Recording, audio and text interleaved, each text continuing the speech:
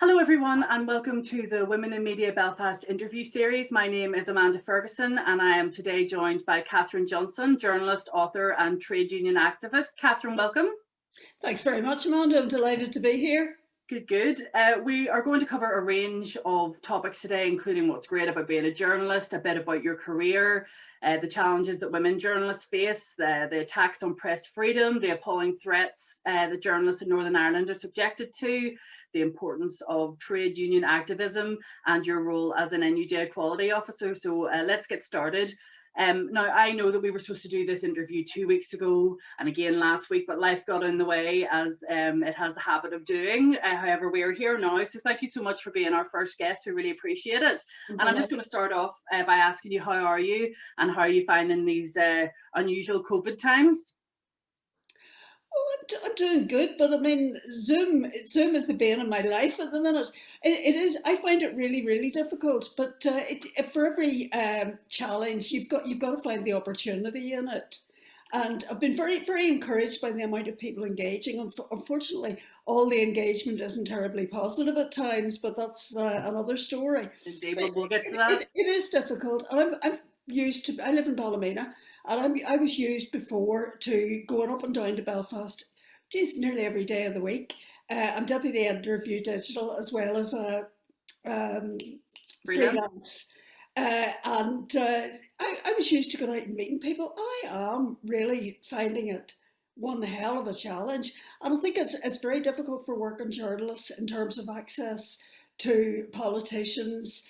We all know how hard it is to get a straight answer out of politicians. It's even more challenging when you have to do it via press officers, via Zoom and remotely, as I'm sure you know yourself. I do indeed, especially whenever they can mute you if you're getting too tricky for them. But Kathy, you have had a really long and varied career. Can you talk just a little bit about how you actually got into journalism?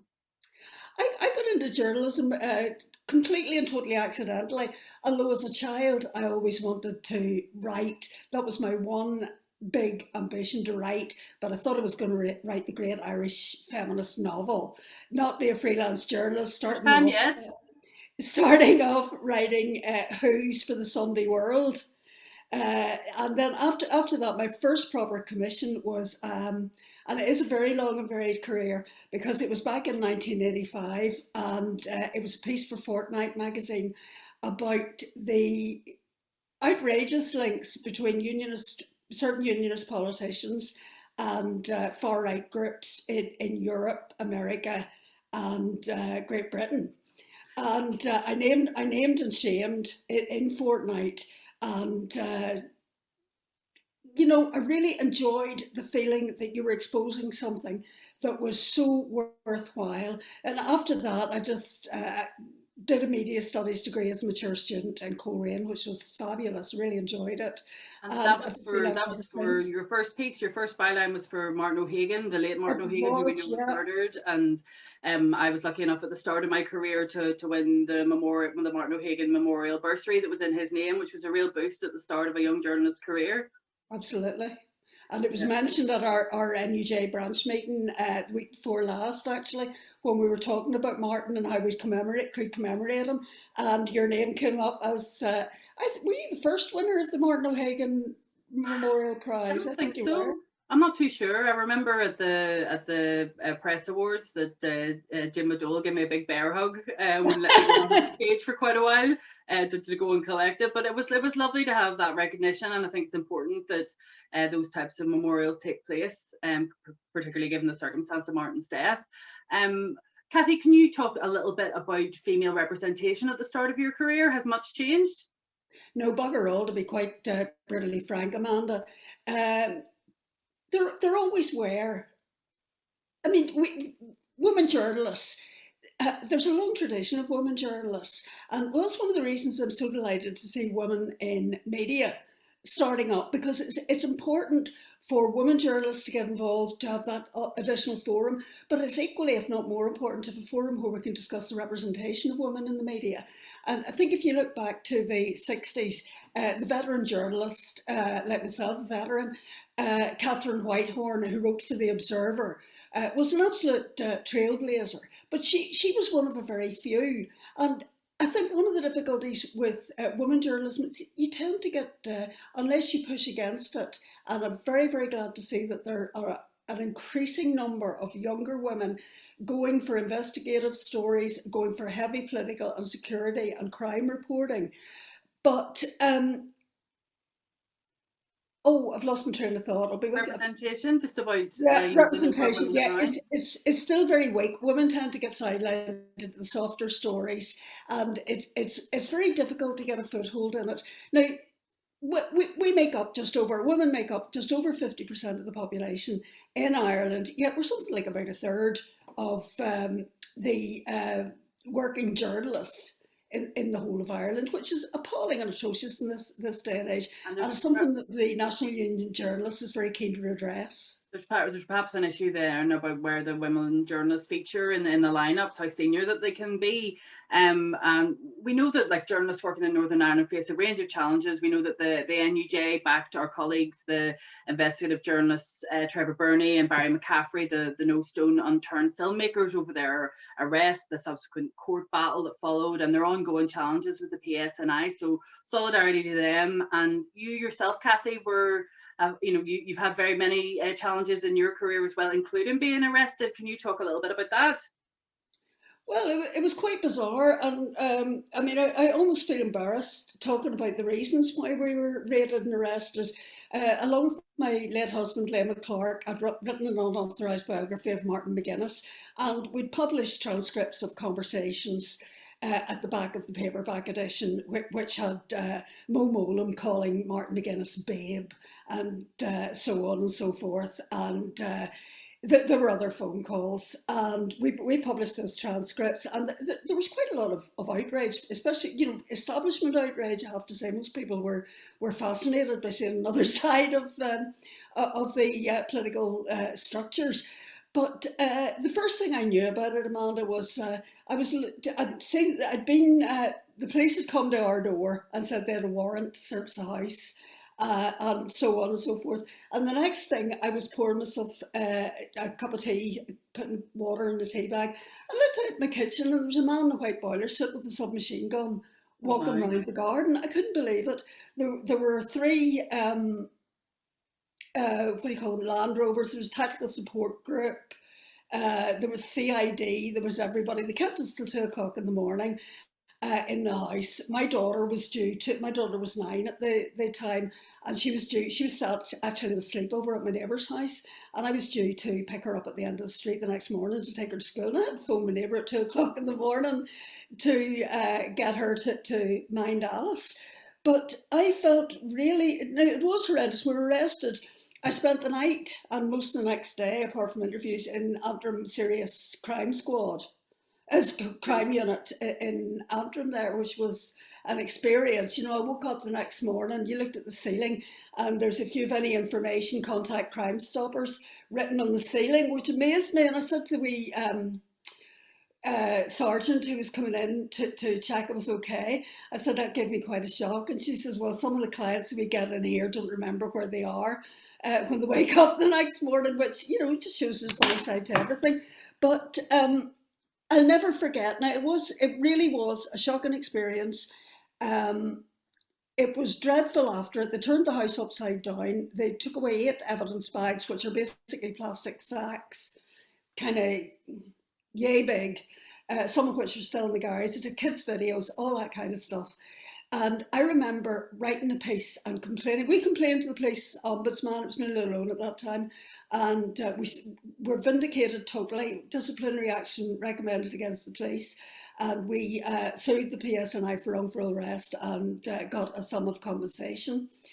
But I have to say, the stress, upset, and the difficulties working after it, they took contact books, tapes of interviews, all that kind of stuff. And it was the chilling effect. And it was even worse so for Barry and Trevor. They took far more material. They took material belonging to other journalists who weren't involved. That their employment was crippled. But I think the most absolutely shocking thing of all, and I remember one of the points that I complained about in the original, the complaint to the police ombudsman was that I had a 9-year-old daughter and there should have been a woman WPC there to talk to me and to go and get my daughter and so on and so forth. It was all male police officers.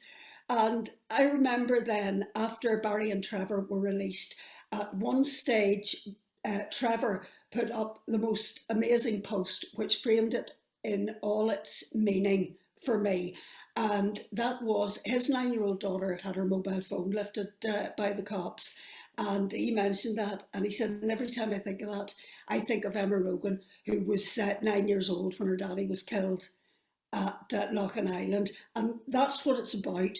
Journalists, you shouldn't shoot the messenger. You shouldn't condemn, harass, arrest, bully, whatever journalists for doing their job, which is to shine a light into dark places. And it's an absolute disgrace that Barry and Trevor were ever arrested in the first place. But the real crime is against peace and justice for the Loughin Island families, victims and their friends. Quite, Kathryn. Thank you for talking to us about that. And I think the social media campaign journalism is not a crime is well thought out there.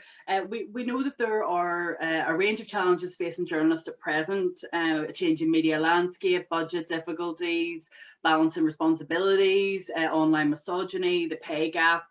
Working in a post-conflict society, attacks on press freedom, harassment, intimidation, and also what feels like sort of waves of threats of violence, including just week to our co-founder, Alison Morris, also to the crime reporter, Patricia Devlin, and to a range of our colleagues across a range of titles and outlets, from BBC Panorama, our Sunday papers. So solidarity to all of them. And Kathy, could you talk to me a little bit about that, about the anxiety and the stress that can cause?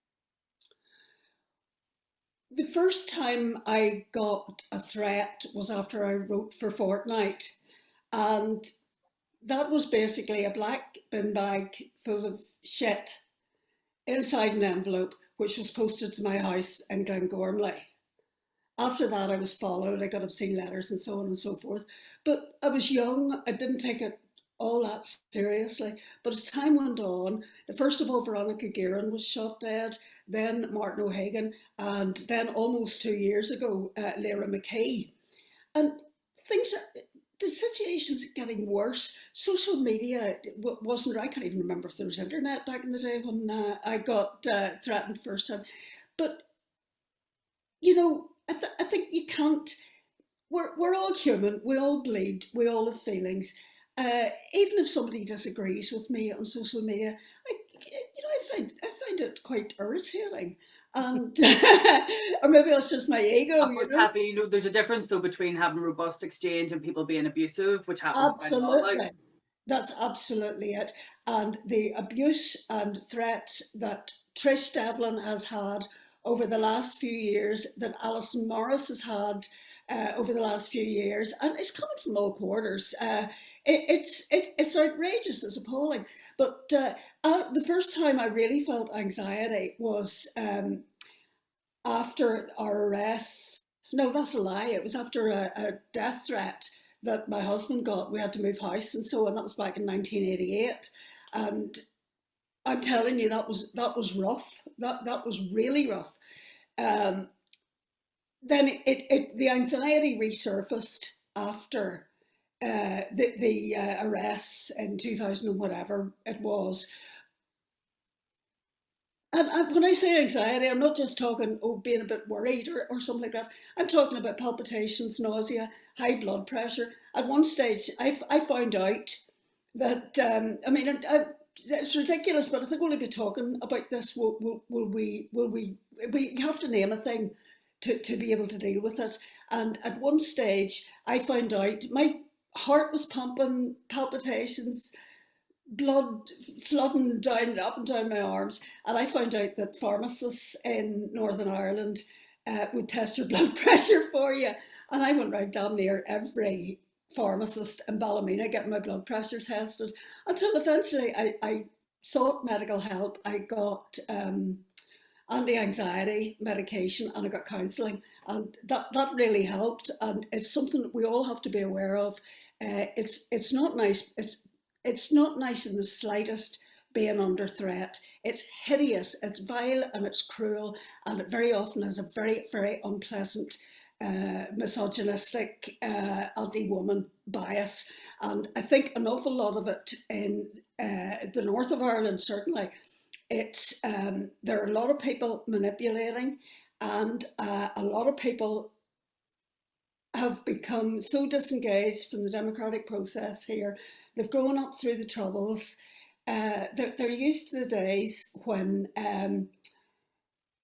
men in masks, and they're still doing it, men in masks went around to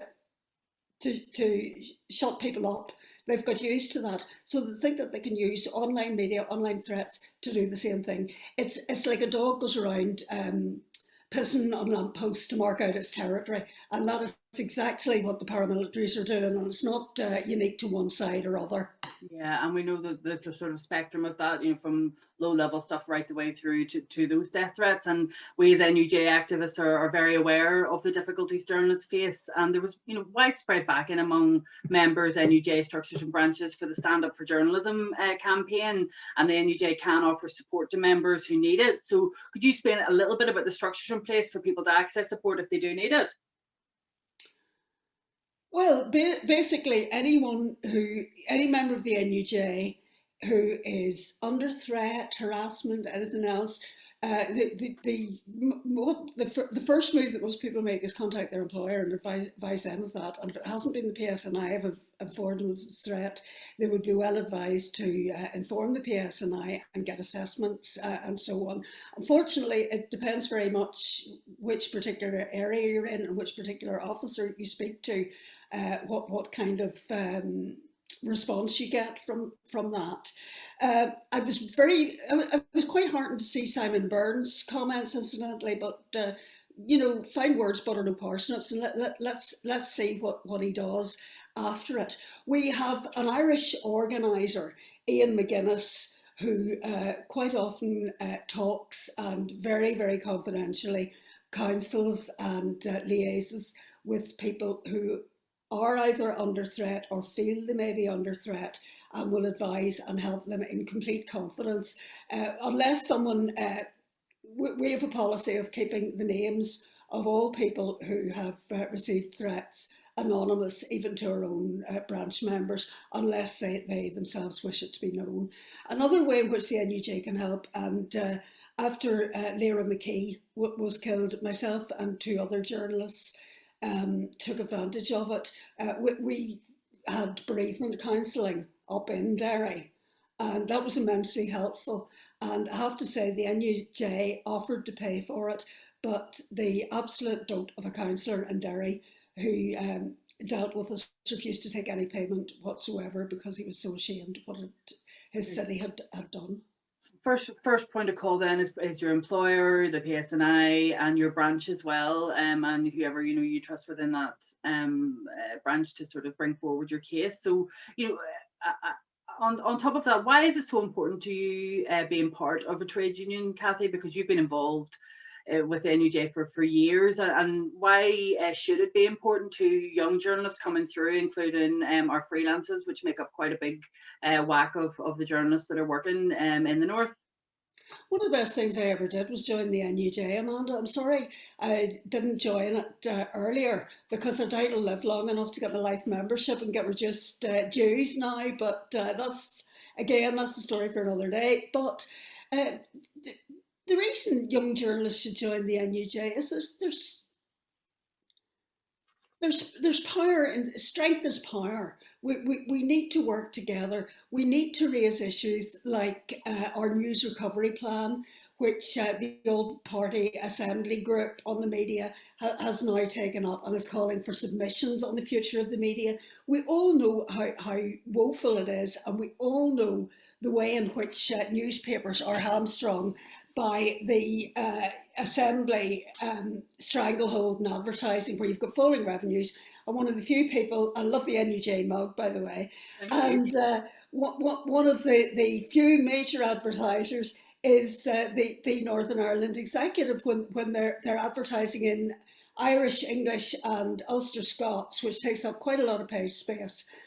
and basically is funding a lot of newspapers at the moment. And I think that's a big bloody issue, because then it means people are more and more reluctant to take on the stories exposing political scandals or whatever. The women journalists and young journalists in particular, I think, can benefit enormously from the support and solidarity of being part of the union. And as well, if you're freelance, Kathy. Woody Guthrie sang a song, "There's Power in a Union," which Billy Bragg then re-recorded. And I'm telling you, there is power in a union. It's great. It's just absolutely fantastic to be able to talk in confidence to people who understand and know what you've been going through. I can learn from their experiences. There are all kinds of advantages apart from that. There are fabulous training courses which are all free and online at the moment. And I mean, there's a charity called the NUJ Extra, which will help support journalists suffering particularly through this COVID pandemic. And I really would urge anybody who's a member of the NUJ, if you're in financial difficulties, if you've any worries at all, get on to me, and I'll put you in touch with NUJ Extra. It's a great boon to especially young journalists. And you have a role in the NUJ as an equality officer. Could you talk to us a bit about that? Yes, we're particularly keen to get more. It's not just younger and more women journalists. We want to get more people from ethnic minorities, the travelling community. I mean, there are people in the travelling community working as journalists in the island of Ireland, and it's vitally important that all sectors of journalism are represented in the union. We've had a recent boom in membership, particularly from women, which I'm really delighted to see, and I really look forward to working closely with women in media to learn from women in media, and how we can provide more strength and support for journalists, particularly those from ethnic backgrounds, young journalists and women journalists. Well, at Women in Media Belfast, we want to encourage women to get involved in trade union activity, and we want women to fill all roles in media. And this was one of the primary reasons myself, Alison Morris and Patricia McBride decided to set up Women in Media, is that we wanted to hear more capable women talking on the media as spokespeople, not just journalists. We're talking about people in the community sector, people doing quiet work, throughout society. And we're half of the population. We're able and capable. So there's no reason why we shouldn't be half of the voices that you hear on the media. And that's something that I'm exploring at the moment in a fellowship that I'm doing with the Social Change Initiative. So there are young women coming up through journalism at the moment and through all spheres of life. Do you have any advice for them other than to join the NUJ? Well, that's of course the most important thing. But in all seriousness, though, Amanda, I mean, I always got a real buzz out of writing, researching, and talking to people. That buzz hasn't gone away, but it's something that can rebound on you, as I've found to my cost, very, very easily. So I think self-care is one of the most important things that young journalists could practice, and also take advantage of every opportunity you get. Grab it with both hands. Definitely. Don't take any shit. That's another thing. That's a very good one. That's a very, very good one. The COVID pandemic has presented huge issues. We've touched on that a little bit. From the financial pressures to the logistics of actually being able to fulfill your role and to hold people to account. Will the industry bounce back, or are we in good enough sort of shape?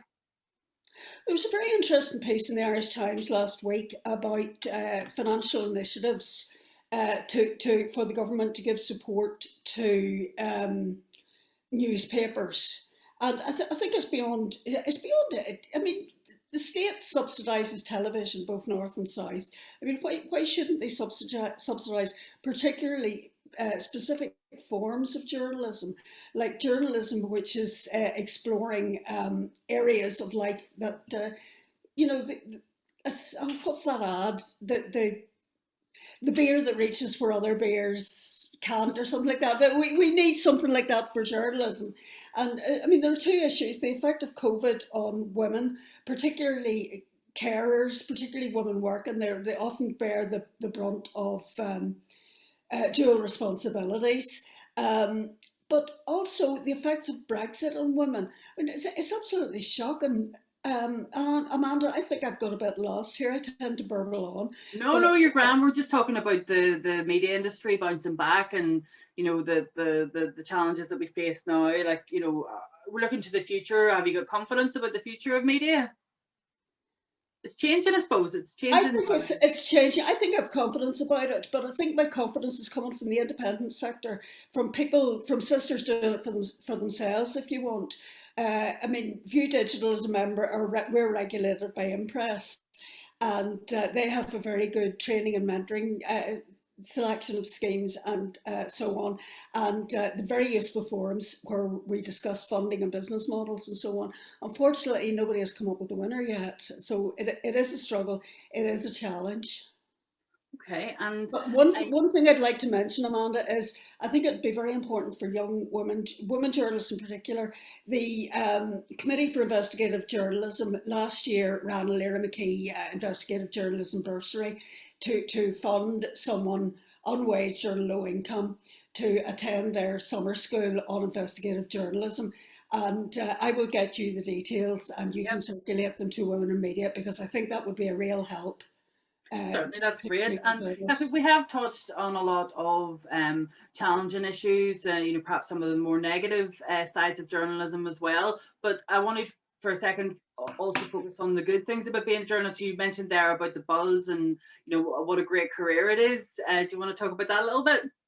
Well, you know yourself, Amanda, you must get a queer buzz out of some of the stories that you've broken. And I think one of the main things is I don't know. It's hard to sum it up. It's the engagement. It's not knowing things that other people don't. It's a buzz of. It's the trust as well that people put in you to tell their story properly as well, and you know, just being able to have that sort of ringside seat at history and all those sorts of things.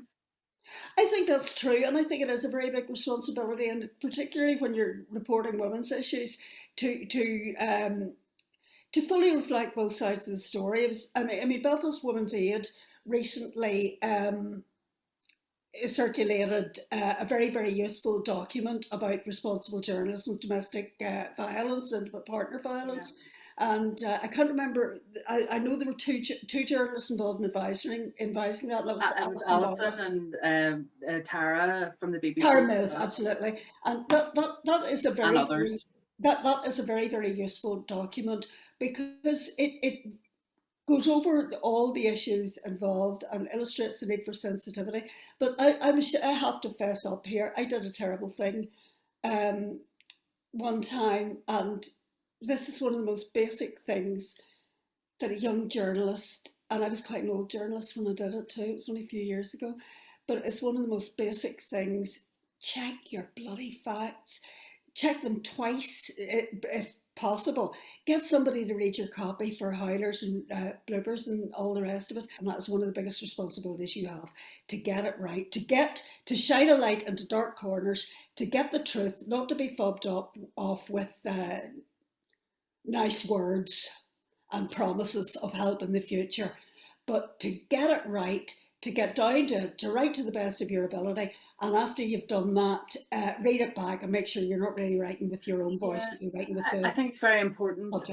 You know, that you know, people always talk about journalism. You know, is it a profession? Is it a trade? Whatever. And I remember, you know, someone much wiser than I am telling me it's actually a craft. You're always constantly working at it. You're always learning. You're always going to be a student. And you know, mistakes will be made along the way, but you have to just learn from them and, you know, try to rectify that, and then, you know, just do your best. But I think that it's a wonderful career, and we don't want younger women or younger people to think, you know, that it's all doom and gloom, that there isn't the money, or that it's all, you know, negative, because it is such a wonderful career. And we're looking forward to engaging with students through Women in Media as well, perhaps exploring some bursary plans there as well. So there's lots happening. And Kathy, I am so happy that you joined me today. I know I've known you for many years, but I've never had to interview you before, so I hope it I'm was delighted. painful.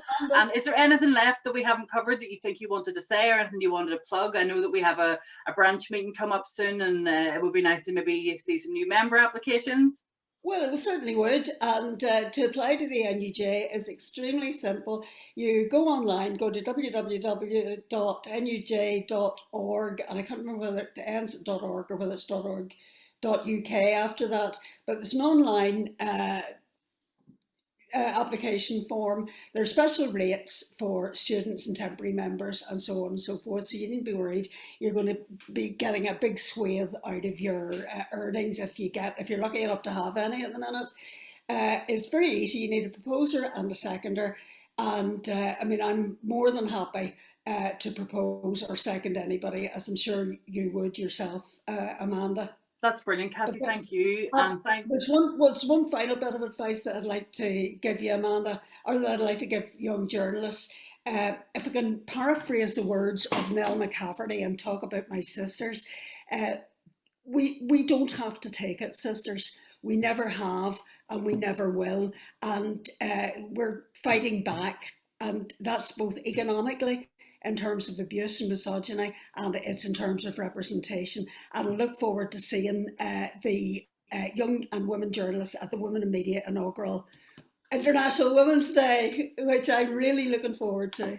And so, Kathy, just to wrap up, you can find you on Twitter at Kathryn Johnston, and that's KathrynJohnston, and you've also got KathrynJohnston.org, your blog website. We know that we have this, as you've said, Women in Media inaugural conference coming up. We were put off by COVID last year, but no more. So we're pressing ahead with that, and you can get individual tickets, you can get discounted group tickets, you can get solidarity tickets, with the help of our supporters and sponsors, including the NUJ and Phoenix Law and Brown O'Connor Communications. We're ensuring that all students and those on low income have access to the event for free.